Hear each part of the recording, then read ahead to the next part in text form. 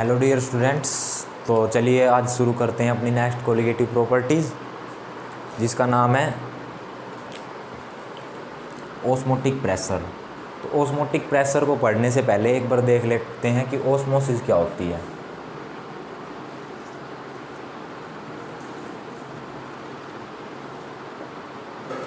देखो, ऑस्मोसिस होती है आपकी जो है आपके सोलवेंट पार्टिकल, उनका flow low concentration to high concentration solution में थ्रू एसपीएम। एसपीएम क्या होती है? Semi permeable membrane. तो इसमें आप लिख लीजिए, ये होता है आपका spontaneous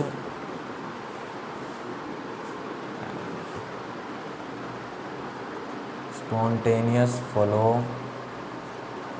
of solvent particles from low concentration to high concentration through SPM. SPM होती सेमी परमेबल मेम्ब्रेन। ये होता कैसे है?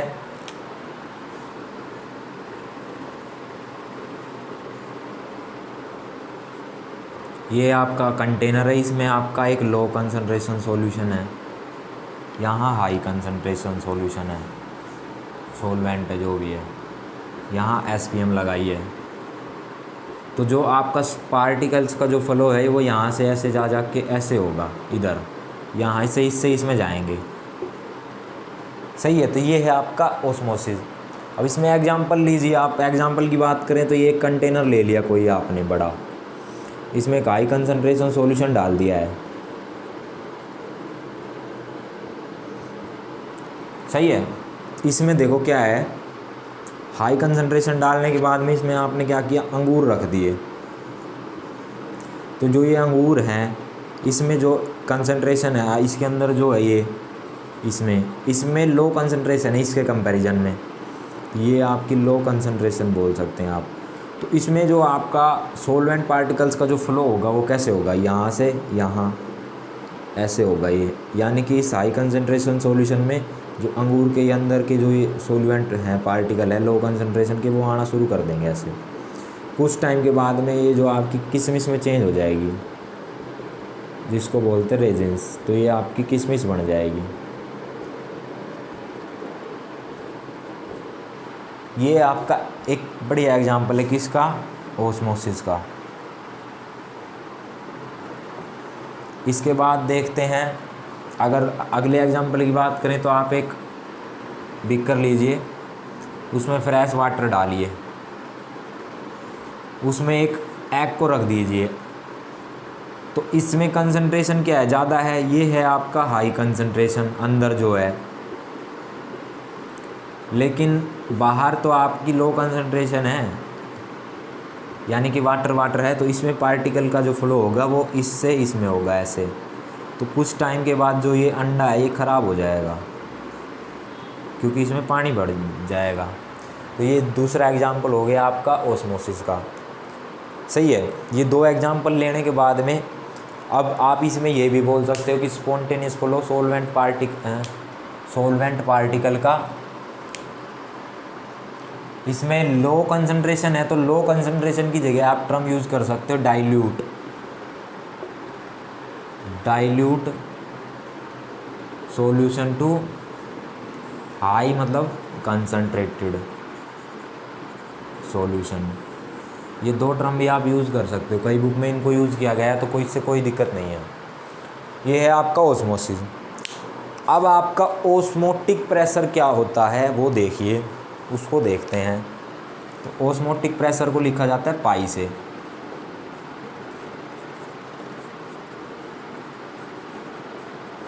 इसको लिखा जाता है पाई से। ये क्या होता है? ये होता है एक्सटर्नल प्रेशर जब आपका हाई कंसंट्रेशन सॉल्यूशन पे लगाया जाता है। क्यों? जिससे कि ये ऑस्मोसिस की जो प्रोसेस है वो स्टॉप हो जाए। तो उस एक्स्ट्रा प्रेशर को ही क्या बोला जाता है? उस एक्स्ट्रा प्रेशर को ही बोला जाता है ऑस्मोटिक प्रेशर। तो ये है आपका when external pressure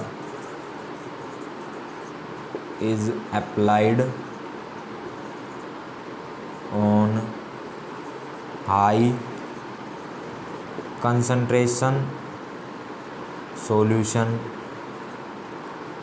to stop osmosis। तो इसको ही क्या बोला जाता है, ये एक्सटर्नल जो प्रेशर है इसको ही बोला जाता है ओस्मोटिक प्रेशर। तो इसका डायग्राम की बात करें तो ये ऐसे होगा कुछ, ये हाई, ये लो कंसंट्रेशन, यहाँ पे आपने लगा दी SPM। तो इस हाई कंसंट्रेशन पे जो आप P एक्सटर्नल लगाएंगे, ये P एक्सटर्नल की जो है इसी को ही आप क्या बोलेंगे, ओस्मोटिक प्रेशर। ये होता है आपका ओस्मोटिक प्रेशर। चलिए इतनी बात क्लियर हो गया आपकी। इसके बाद जो है इसकी एक छोटी सी डेरिवेशन है वो और कर लेते हैं। तो इसको मैं कर देता हूँ इरेज।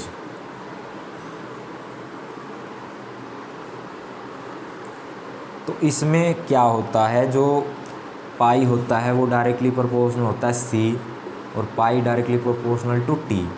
तो pi is equal to CT। इस प्रोपोर्शनैलिटी को हटाने के लिए क्या लगाते हैं, कांस्टेंट, जिसको बोलते हैं R। तो pi is equal to CRT। C होता है आपका N/V, सही है। C क्या होता है, concentration number of moles upon volume. तो R, अब ये नंबर ऑफ मोल्स किसके होते हैं, सोल्यूट के, तो NB, और आप लिख सकते हैं T, ठीक है। और V आ जाएगा नीचे, तो इस V को इधर लेके आएंगे, pi V is equal to NBRT।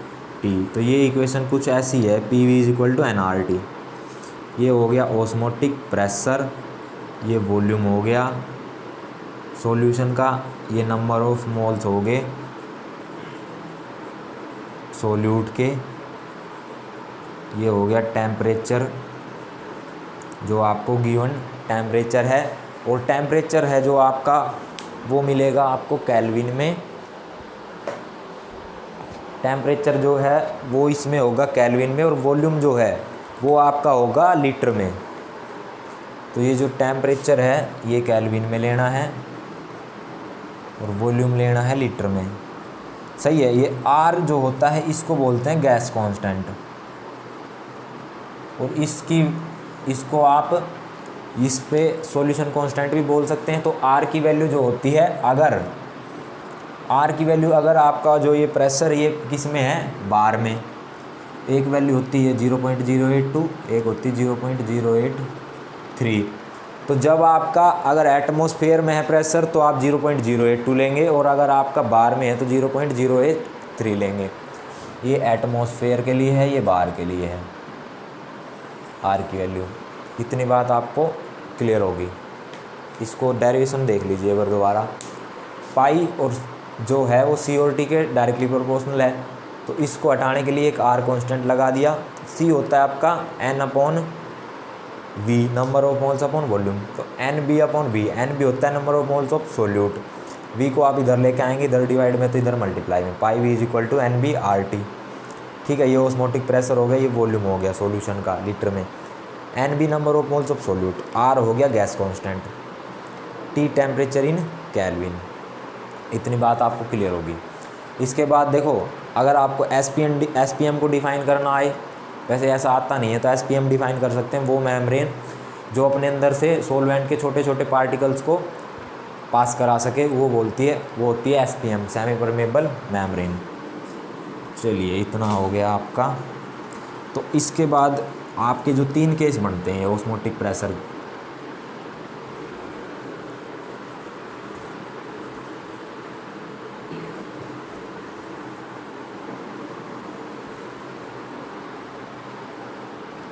अब आप एक बात देखिए, अब ये आपका एक हाई कंसंट्रेशन सॉल्यूशन हो गया, इधर आपका लो कंसंट्रेशन हो गया, ये आपकी SPM, सेमी परमेबल मेम्ब्रेन, ठीक है। एक बात और बता दूँ इससे पहले आपको, जो ये SPM है ये आपकी आर्टिफिशियल भी हो सकती है या फिर ये आपकी नेचुरल भी हो सकती है। नेचुरल में होती है दो, पिग गाल ब्लेडर, और एक होती पार्चमेंट मेम्ब्रेन।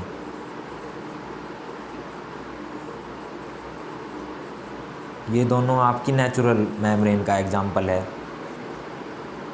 सही है। और जो आर्टिफिशियल है वो होती मैनमेड, तो ये होती है आपकी सेलुलोज एसीटेट।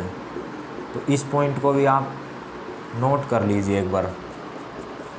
ये SPM है जो सेमी परमिएबल मेम्ब्रेन, ये दो टाइप की है, आर्टिफिशियल नेचुरल। आर्टिफिशियल में सेलुलोज एसीटेट और नेचुरल में पिग गाल ब्लेडर या पार्चमेंट मेम्ब्रेन आप एग्जाम्पल में ले सकते हैं। चलिए ये इतनी बात हो गई है। तो हाँ, अब हम क्या कर रहे हैं, हाई कंसंट्रेशन सॉल्यूशन पे बाहर से प्रेशर लगा रहे हैं P एक्सटर्नल। तो इसमें आपके 3 केस बनेंगे। हो सकता है जो P एक्सटर्नल है आपका ओस्मोटिक प्रेशर के ही इक्वल हो,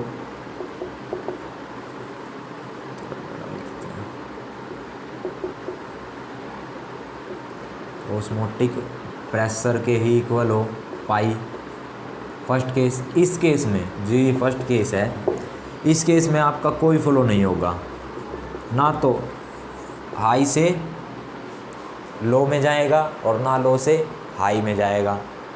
सेकंड केस, जब P एक्सटर्नल आपका बड़ा होगा ओस्मोटिक प्रेशर से, इस केस में होगा आपका, जब P एक्सटर्नल बड़ा होगा ना तो हाई से जाएंगे लो में, इसको बोलते हैं रिवर्स ओस्मोसिस। तो ये होगा रिवर्स ओस्मोसिस, इसकी बात करनी है अब हमने। और थर्ड केस आप बना सकते हैं जब P एक्सटर्नल आपका किससे छोटा हो ओस्मोटिक प्रेशर से, इस केस में आपका होगा ओस्मोसिस। तो ये हमने पढ़ लिया है ओस्मोसिस, ये हमने पढ़नी नहीं है, तो अब हमने ये पढ़नी है जब P एक्सटर्नल की वैल्यू OP से बड़ी हो। तो इसी पे एक क्वेश्चन आ जाता है कई बार कि ओस्मोटिक जो ये है रिवर्स ओस्मोसिस क्या है। तो रिवर्स ओस्मोसिस में आप लिखिए, उसके बाद एक्सप्लेन करता हूँ मैं। When more than osmotic pressure is applied on high concentration solution, then the flow of solvent particles takes place from high concentration solution to low concentration solution. तो इसी को ही बोला जाता है रिवर्स ओस्मोसिस। जब आप ओस्मोटिक प्रेशर से ज़्यादा प्रेशर बाहर से अप्लाई करेंगे, उस केस में जो आपका जो फ्लो है सॉल्वेंट पार्टिकल का वो कैसा हो जाएगा, high concentration to low concentration. इसी प्रोसेस को क्या बोला जाता है, रिवर्स ओस्मोसिस। ये आपको समझ आ गई होगी कि रिवर्स ओस्मोसिस क्या होती है। चलिए तो इसका स्क्रीनशॉट ले लीजिए, उसके बाद इसको इरेज करते हैं और उसके बाद आगे देखते हैं क्या होता है इसमें। तो रिवर्स ओस्मोसिस जो है उसको कहाँ यूज किया जाता है वो देखते हैं एक बार। तो जो आपका नमक है सी वाटर से, उसको अलग करने के लिए इसका एक इम्पोर्टेंट यूज़ किया जाता है, पहली बात। दूसरी बात, आप घरों में RO वगैरह देखते हैं, उसमें भी रिवर्स ओस्मोसिस की ही प्रोसेस होती रहती है। 2 एप्लीकेशंस होगी इसकी, ठीक है। तो एप्लीकेशन की बात करें, एप्लीकेशन ऑफ रिवर्स ओस्मोसिस। तो इसकी जो पहली एप्लीकेशन है वो बोल सकते हैं to separate the salt from sea water. इसमें क्या होगा, एक कंटेनर इधर होगा, एक कंटेनर इधर होगा, यहाँ एक एसपीएम लगा दी जाएगी। सपोज ये है सेलुलोज एसीटेट की लगाई जाती है, तो यहाँ पे ये लगाने के बाद में क्या होता है,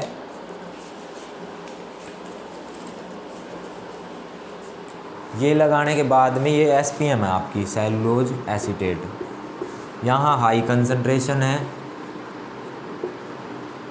और यहाँ आपका लो कंसंट्रेशन है। तो होता क्या है, लो कंसंट्रेशन मतलब फ्रेश वाटर, यहाँ आपका जो है सी वाटर होता है।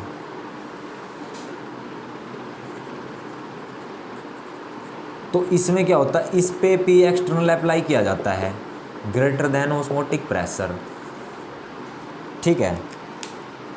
तो ये जो पी एक्सटर्नल इस पे अप्लाई किया जाता है, तो इसमें ये होता है जो आपका जो है सोलवेंट पार्टिकल का फ्लो वो इधर से ऐसे होता रहता है, ऐसे।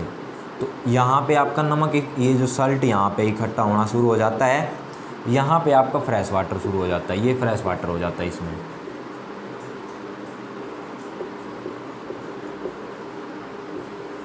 तो इसमें आपका फ्रेश वाटर इकट्ठा हो जाता है। और जो ये एसपीएम होती है ये कुछ इस टाइप से बनी हुई होती है कि इसमें से जो इम्प्योरिटी है वो नहीं जाती, इसमें से केवल फ्रेश वाटर जाता है, ठीक है। पहली एप्लीकेशन ये हो गई आपकी।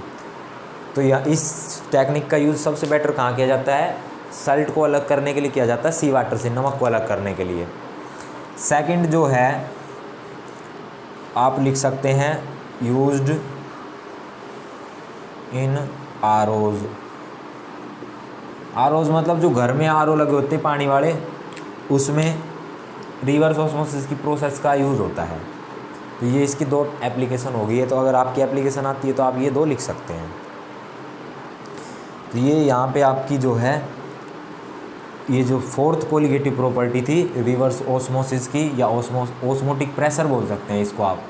तो ऑस्मोटिक प्रेशर की जो फोर्थ कोलिगेटिव प्रॉपर्टी थी यहाँ पे आपकी होती है ख़त्म। इसके बाद में अब हमने जो पढ़नी है वो आपका एक क्वेश्चन आ जाता है कई बार, वो क्वेश्चन देखना है। तो वो क्वेश्चन देखते हैं अब हम।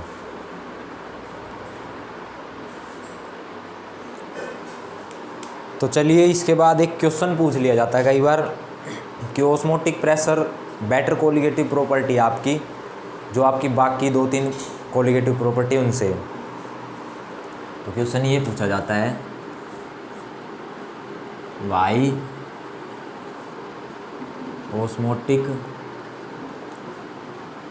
Pressure considered as better colligative property than elevation in boiling point और डिप्रेशन इन फ्रीजिंग पॉइंट। ये क्वेश्चन है, क्वेश्चन को ध्यान से देखिए एक बार। या ये भी हो सकता है कि ये बेटर कोलिगेटिव प्रॉपर्टी है, हर जितनी कोलिगेटिव प्रॉपर्टी है उन सब के कंपैरिजन में। तो दोनों एक ही क्वेश्चन है। इसका रीज़न क्या होता है, इसका रीज़न सुनिए अब आप। अब जो आपके कुछ सोल्यूट ऐसे हैं जो आप जब आप गर्म करते हैं उनको वो डैमेज्ड हो जाते, ख़राब हो जाते हैं, जैसे विटामिन हो गए, प्रोटीन्स हो गए, ठीक है। अब ये जो है ऑस्मोटिक प्रेशर,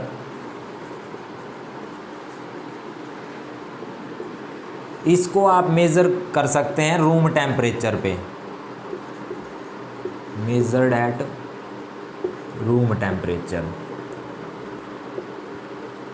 पहली तो इसकी खासियत ये होगी कि ऑस्मोटिक प्रेशर को आप रूम टेम्परेचर पर मेज़र कर सकते हैं, जिससे कि जो आपके सोल्यूट है वो एज सच एज, यानी कि वैसे के वैसे ही रह जाएंगे, नहीं तो वो बॉइलिंग और जो आप बॉईल करते हैं, बॉइलिंग और फ्रीजिंग पर वो आपकी क्या हो जाते हैं, डैमेज्ड हो जाते हैं। लेकिन इस पे क्या हो जाते हैं, एज सच एज, यार आप लिख सकते हैं एज रिमेन्स एज, ठीक है, वैसे के वैसे ही रह जाते हैं। तो ये जो इस वजह से फर्स्ट रीजन तो ये हो गया। दूसरा आप क्या है, ये इजीली मेजरेबल या एंड लगा लीजिए, एंड ऑब्जर्वेबल प्रॉपर्टी, इसको आप इजीली मेज़र कर सकते हैं। तो इन दो रीज़न की वजह से इसको क्या है, बेटर कोलिगेटिव प्रॉपर्टी की कैटेगरी में रखा जाता है उनके कंपैरिजन में। चलिए ये क्वेश्चन आपका छोटा सा, इसका आंसर मैंने बता दिया, आप अपनी लैंग्वेज में लिख सकते हैं। इसके बाद जो इम्पोर्टेंट टॉपिक है वो है आपका एबनॉर्मल मोलर मास। तो एबनॉर्मल मोलर मास की बात करते हैं हम, क्या होता है। देखो दो चीज़ें हैं, एक तो आप जो फॉर्मूला है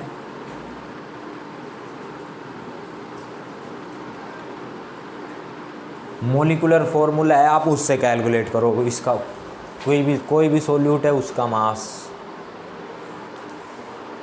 ठीक है। दो चीज़ें है अब आपकी, एक इस अब बात करते हैं एबनॉर्मल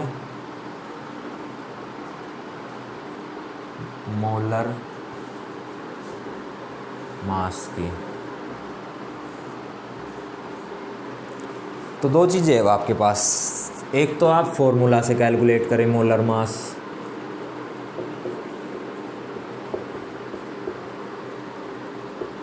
एक आप कैलकुलेट करें कोलिगेटिव प्रॉपर्टी से।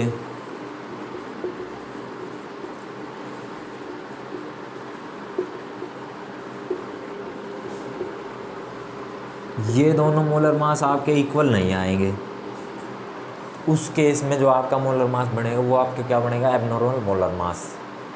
इसको डिफाइन कर लेते हैं एक बार।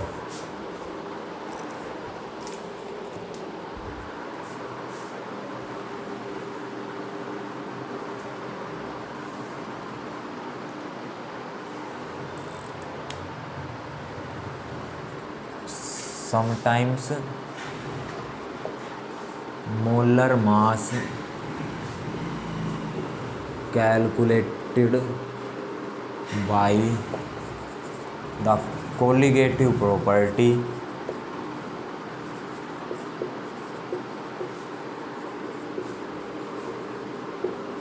comes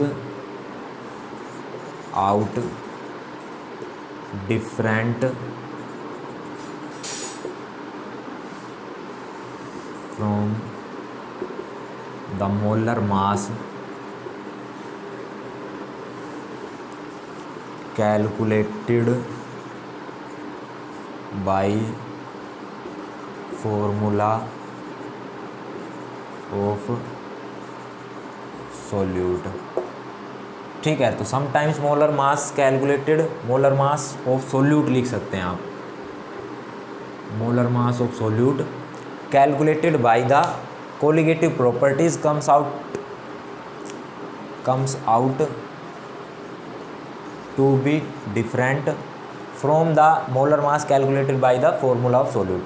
फॉर्मूला से अलग आता है और आपका कोलिगेटिव प्रॉपर्टीज से अलग आता है, तो उस केस में जो आपका मास होता है उसको बोलते हैं मोलर मास।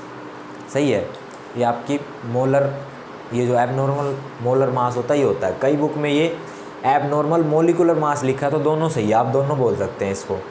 इसके तीन रीजन हो सकते हैं। फर्स्ट रीजन क्या है, जो सॉल्यूशन है उसका हुआ हो डिसोसिएशन। एग्जाम्पल के लिए देखिए NaCl एक्वस, ये गया हो आपका Na पॉजिटिव में प्लस Cl नेगेटिव में। सेकंड क्या है बोल सकते हैं आप, सेकंड इसमें बोल सकते हैं जब आपका डिसोसिएशन की जगह क्या हुआ हो, एसोसिएशन। तो सेकंड बोल सकते हैं एसोसिएशन। एसोसिएशन में आप 2C6H5COOH, इसका एसोसिएशन होगा तो ये क्या बनाएगा C6H5COOH होल ट्वाइस। ये रीजन हो सकता है। अगला आपका जो रीजन हो सकता है आपका जो सॉल्यूशन है, सॉल्यूशन जो है वो आपका डाइल्यूट ना हो। ठीक है, तो ये 3 रीजन हो सकते हैं इसके। पहला क्या है, सॉल्यूशन डिसोसिएशन के अंडर में गया हो, यानी कि सॉल्यूशन टूटा हो, जैसे NaCl एक्वस Na और Cl में टूट जाएगा। चलिए, पहला रीजन। सेकंड क्या है, एसोसिएशन। हो सकता है कि सोल्यूट आपका उसमें जो पार्टिकल है वो इकट्ठा होकर वो बना हो, जैसे 2C6H5COOH, तो ये C6H5COOH ट्वाइस बना देगा। ठीक है, तीसरा है आपका कि सॉल्यूशन आपका वो डाइल्यूट ना हो, तो वो तीसरा रीजन है। ये है आपका एबनॉर्मल मोलर मास। ये आपको समझ में आ गया होगा। तो चलिए, इस वीडियो में फ़िलहाल के लिए इतना ही। मिलते हैं नेक्स्ट वीडियो में। Thank you very much for watching. Please like, share and subscribe.